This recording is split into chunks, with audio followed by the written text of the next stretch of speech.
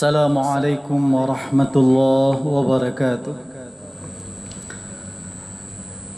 Innal hamdalillah nahmaduhu wa nasta'inuhu wa nastaghfiruhu wa nastahdi wa na'udzu billahi min shururi anfusina wa min sayyiati a'malina. Innahu may yahdihillahu fala mudilla lahu wa man yudlil fala hadiya lahu.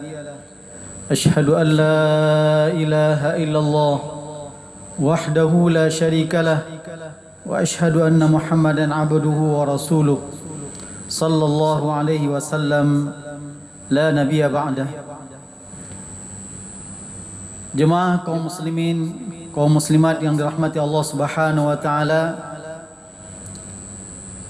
sembari kita menunggu waktu untuk mengerjakan salat zuhur berjamaah, marilah kita simak tausiah singkat yang insyaallah berguna bagi kita dalam kehidupan ini.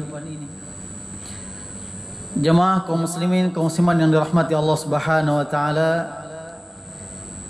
Imam Al-Bukhari dan Imam Muslim dalam kitab sahihnya meriwayatkan dari Ibunda Aisyah radhiyallahu anha tentang suatu peristiwa di mana ada sebagian kaum Quraisy yang khawatir dengan nasib seorang wanita dari kabilah Makhzumiyah.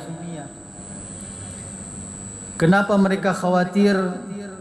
Karena wanita ini kedapatan mencuri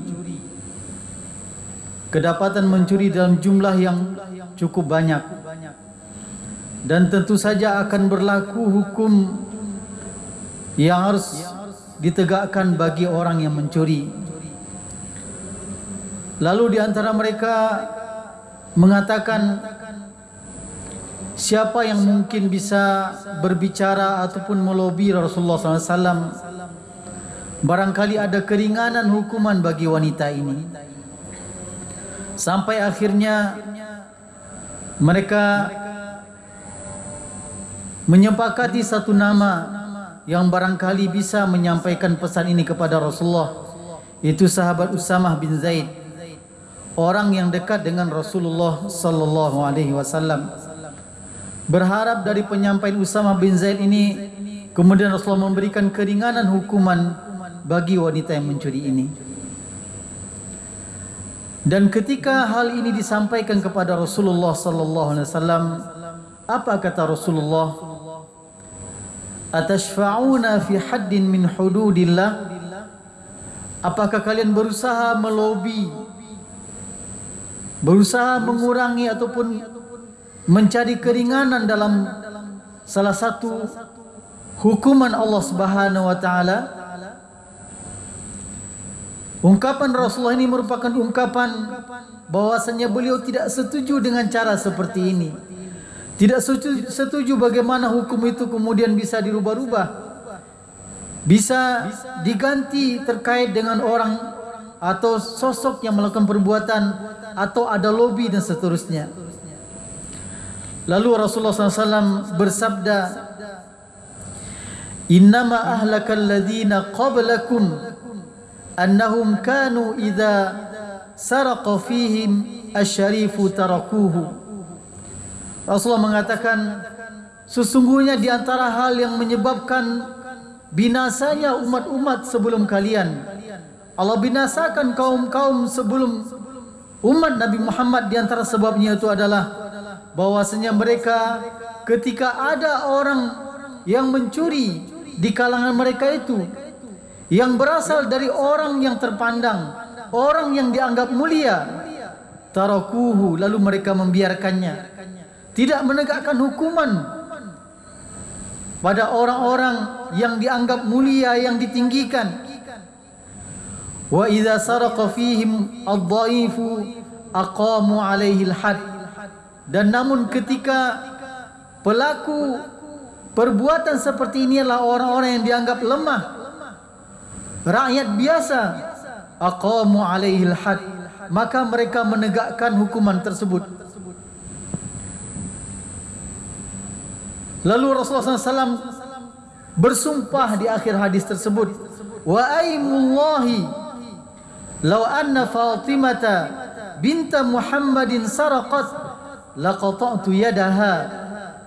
Demi Allah, kata Rasulullah SAW, jika seandainya Fatimah putri dari Muhammad mencuri dia, maka sungguh aku akan potong tangannya.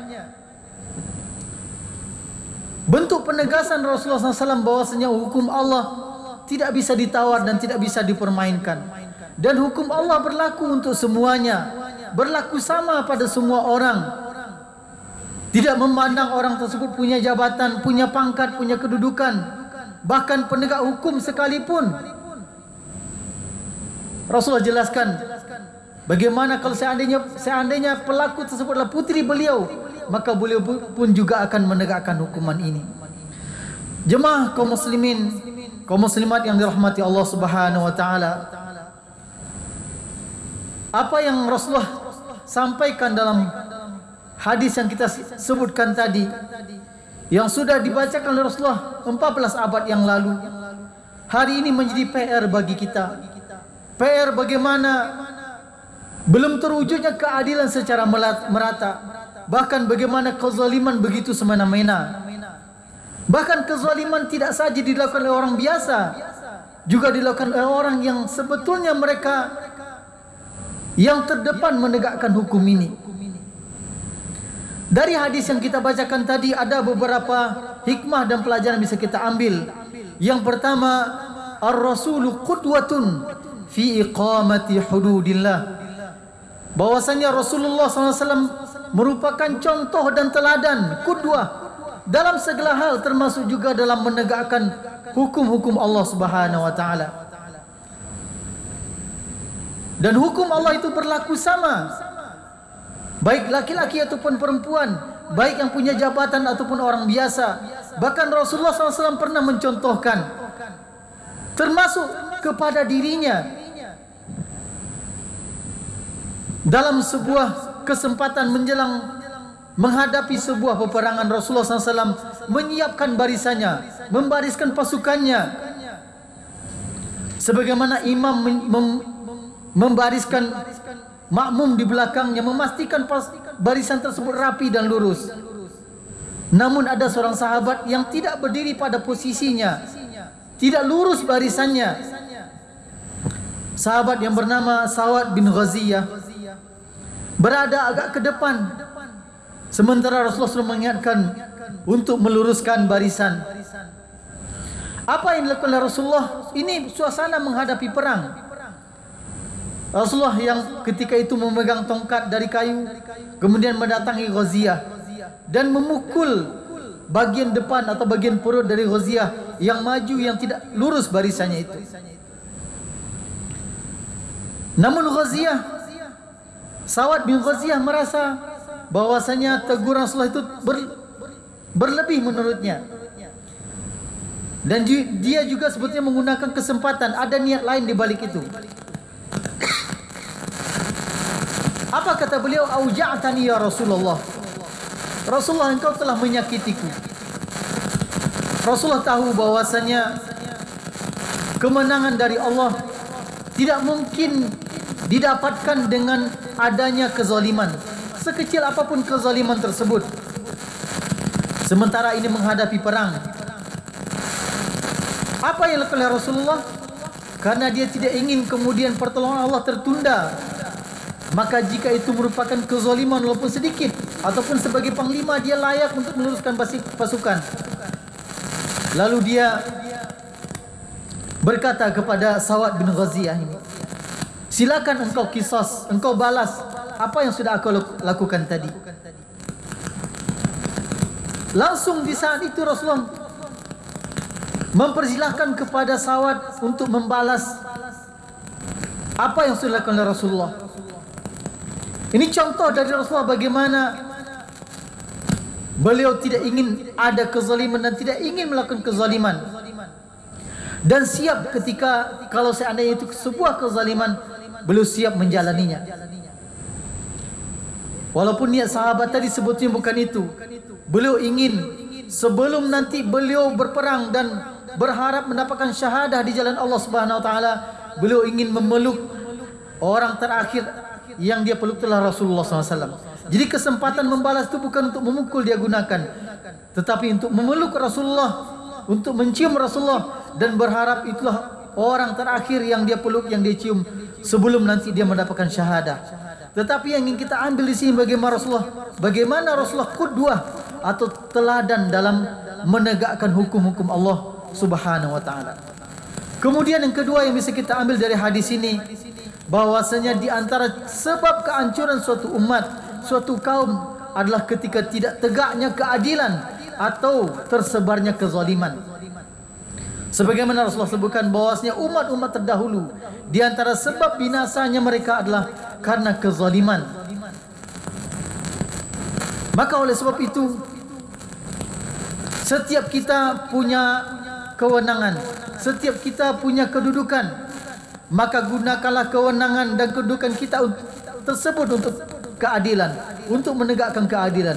Wabil khusus orang-orang yang mendapatkan amanah, yang terdepan menegakkan keadilan, yang menegakkan hukum, harus bisa menjadi contoh dalam hal ini.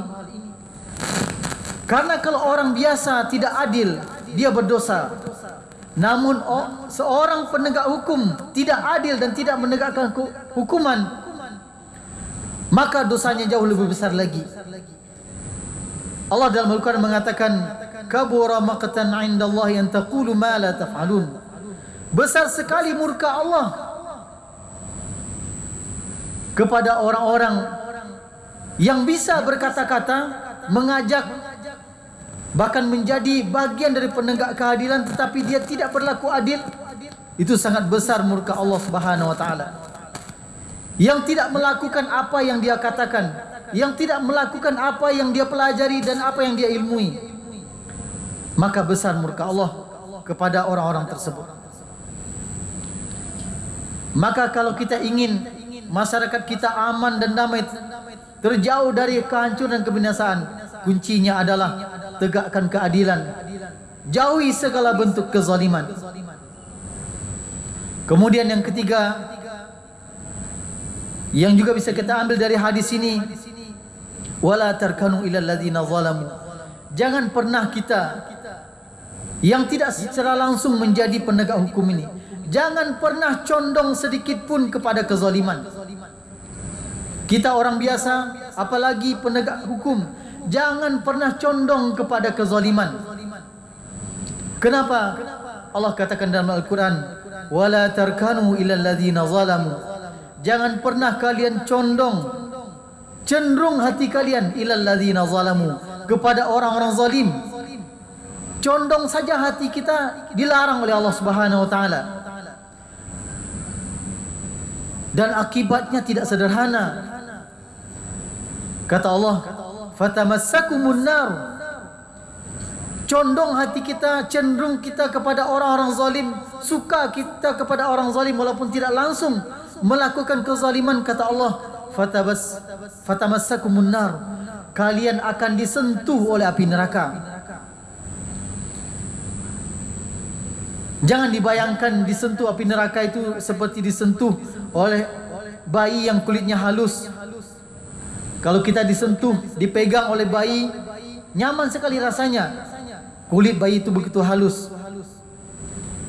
Tetapi disentuh oleh api neraka, kena ujung kaki kita, mendidih otak kita. Begitu dahsyatnya siksa api neraka. Itu bagi mereka yang condong hatinya kepada orang-orang zalim. Bayangkan berlaku kezaliman itu sendiri, bagaimana siksanya, bagaimana azabnya. Maka jangan pernah memberikan loyalitas, jangan pernah memberikan penguatan, jangan pernah memberikan atau menunjukkan kesukaan kita kepada orang-orang zalim, karena ancamannya tidak sederhana. Dan tentu terkait dengan perbuatan zalim itu sendiri harus betul-betul kita jauhi, karena condong saja itu tidak boleh, condong hati saja tidak boleh, apalagi melakukan perbuatan yang zalim. Inilah pesan yang pernah disampaikan oleh Rasulullah SAW terkait dengan keadilan terkait dengan kewajipan berlaku adil dan kewajipan kita untuk menghapuskan dan menutup semua pintu-pintu kezaliman, karena itu akan mendatangkan kehancuran dan kebinasaan baik kepada pribadi, kepada keluarga, bahkan kepada umat secara keseluruhan. Semoga apa yang kita sampaikan ini bisa bermanfaat dan Allah senantiasa menjaga kita dari perbuatan zalim dan menganugerahkan untuk kita dan negeri kita ini kedamaian yang dibingkai dalam keadilan. Demikian saja. Jika ada yang tidak pada tempatnya, saya mohon maaf, dan kepada Allah kita minta ampun. Aqul qawli hadza wa astaghfirullah li wa lakum wa li sairil muslimina wal muslimat fastaghfiruhu innahu huwal ghafurur rahim. Wassalamu alaikum warahmatullahi wabarakatuh.